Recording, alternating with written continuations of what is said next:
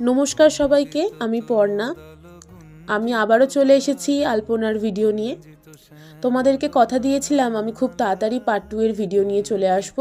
দেখো আমি কথা মতো চলে এসেছি পার্ট 2 এর ভিডিও নিয়ে। আমি সেই দিনই সব কাজ একসাথে করেছিলাম, সেই দিনই আমি সব আলপনা কমপ্লিট করেছিলাম। এই আলপনাগুলো তোমরা যা দেখছো এগুলো সবই আমার আঁকার স্যারের বাড়িতে করা আলপনা। সরস্বতী পুজো উপলক্ষেই আমি সমস্ত কাজগুলো করেছিলাম। প্রথম কাজটা ছিল জলচৌকির ওপরে, যেখানে মা বসবে। দ্বিতীয় কাজটি দেখো, আমি যেখানে দেবী ঘট বসানো হবে সেই জায়গাতে করেছিলাম। আমি আলপনাটা রেখেছিলাম হাফ সার্কেলের ওপর। আমি আলপনা করতে করতেই ইতিমধ্যে মায়ের আগমন ঘটেছিল।